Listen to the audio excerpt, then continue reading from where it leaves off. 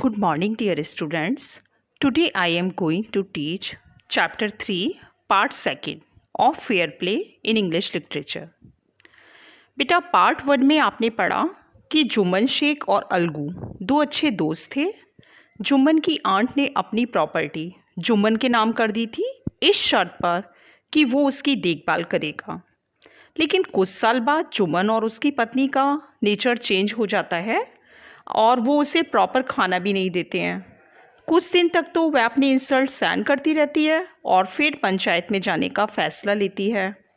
अलगू को जुम्मन के अगेंस्ट अपना पंच चुनती है। और अब आगे देखिए। Days passed and as ill luck would have it, Algu Chaudhary found himself in a tight spot. आपने फर्स्ट पार्ट में पढ़ा कि अलगू ये फैसला सुनाता है कि जुम्मन या तो उसको महीने का कुछ पैसे दे या फिर उसकी प्रॉपर्टी लौटा दे। और इससे क्या होता है कि उनकी जो फ्रेंडशिप की बाउंडिंग है वो टूट जाती है और जुम्मन अलगू को अपना दुश्मन समझने लगता है और उससे बदला लेना चाहता है। यहाँ तक हम कल पढ़ चुके हैं। अब इसके आगे देखिए। Days passed and as ill luck would have it, Algu Chaudhary found himself in a tight spot. दिन गुजरते गए और दुर्भाग्यवश क्या हुआ कि अलगू चौधरी ने खुद को हर जगह कहीं ना कहीं खुद को फंसता हुआ ही पाया। One of his fine pair of bullocks are dead and he sold the other to समझू साहू। उसका जो एक जोड़ी बैल थे वो मर गए थे और दूसरे उसने समझू साहू को बेच दिए थे। A car driver of the village, गांव का जो एक कार ड्राइवर था उसको बेच दिए थे।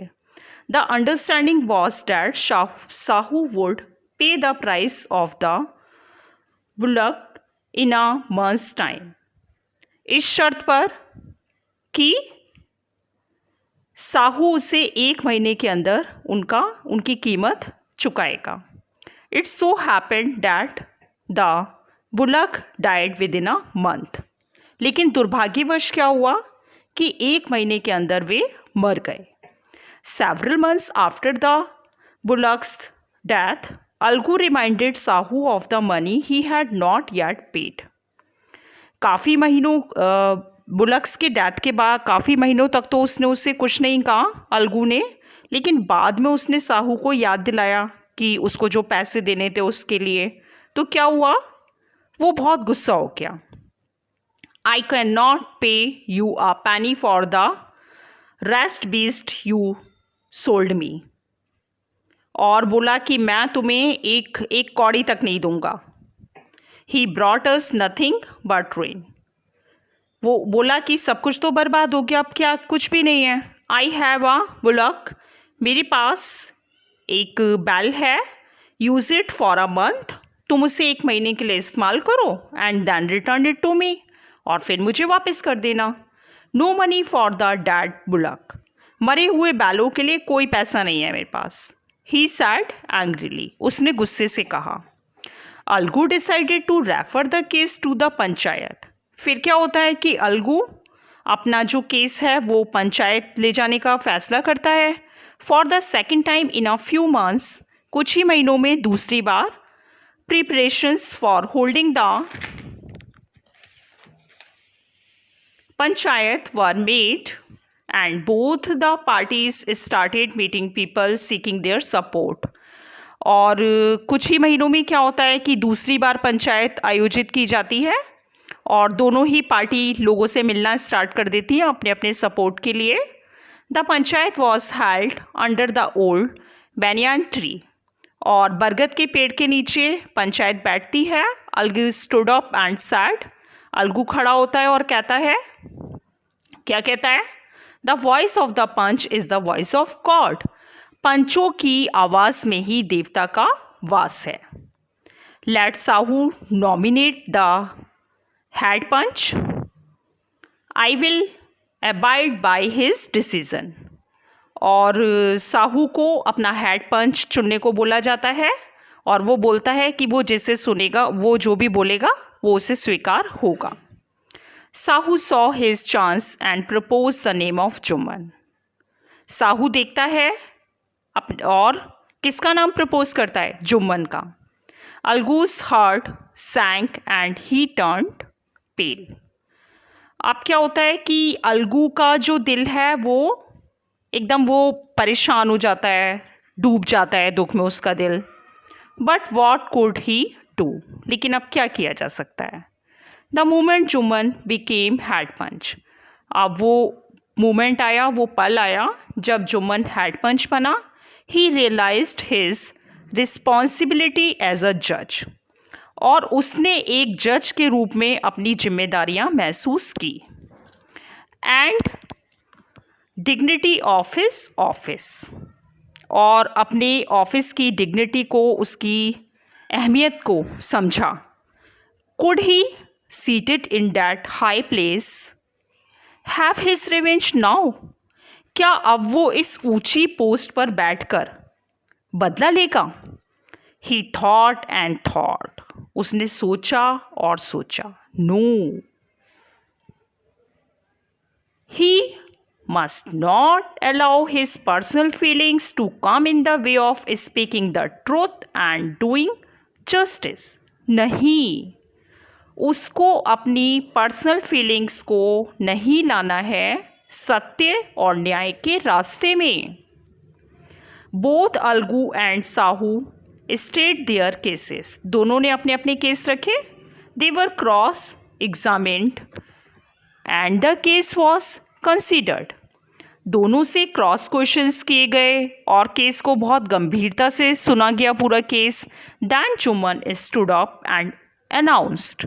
तब जुम्मन खड़ा हुआ और उसने अनाउंस किया। क्या अनाउंस किया? It is our opinion that Sahu should pay Algu the price of the bullock. कि साहू को, अलगू को बुलक का जो प्राइस है वो देना चाहिए। When Sahu bought the bullock, जब साहू ने बुलक खरीदे थे, it suffered from no disability or disease. तब उनमें कोई भी कमी नहीं थी, कोई बीमारी नहीं थी। The death of the bullock was unfortunate. ये सब तो एक दुर्भाग्यवश हुआ कि वो मर गए। But Algu can not be blamed for it. लेकिन इसके लिए अलगू को उसको दोष नहीं दिया जा सकता। Algu could not contain his feelings. Algu अपनी फीलिंग्स को नहीं रोक सका। He stood up and sad loudly over and over again. वह खड़ा हो गया और जोर से चिल्लाया, विक्ट्री टू द पंचायत। क्या चिल्लाया? कि दिस इज जस्टिस। पंचायत की जीत है, यही न्याय है। God lives in the voice of the panch. उसने क्या कहा? भगवान रहते हैं पंचों की आवाज में। Soon after, Jumman came to Algu, embraced him and said. Soon after, उसके बाद जुम्मन अलगू के पास आया, उसने उसे गले से लगाया और कहा, Since the last panchayat I had become your enemy. कि लास्ट पंचायत से मैं तुम्हारा दुश्मन बन गया था। Today I realized what is meant to be a panch. लेकिन आज मैंने महसूस किया कि पंच का मतलब क्या होता है, पंच होना क्या होता है। अ पंच हैज़ नो फ्रेंड और enemy.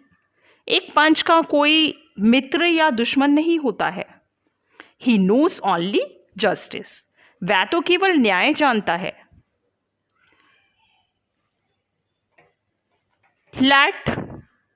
Late no one deviate from the path of justice and truth for friendship or enmity. हमें सत्य के, न्याय के रास्ते से विचलित नहीं होना चाहिए फ्रेंडशिप के लिए। Algu embraced his friend. Algu ने अपने फ्रेंड को गले से लगाया and wept और रो दिया। His tears washed away all the dirt of misunderstanding between them. और उसके आंसुओं ने उनके बीच में जो भी मिसअंडरस्टैंडिंग, जो भी गलतफहमी हो गई थी, उसको धो दिया। इस स्टोरी से बेटा क्या शिक्षा मिलती है? कि always walk on the path of justice and truth. कि हमें हमेशा सत्य और न्याय के रास्ते पे चलना चाहिए। हमें अपने दोस्त के लिए भी उसको नहीं छोड़ना चाहिए। I hope you got clear this chapter. Word meaning question answer will be sent on group. Thank you.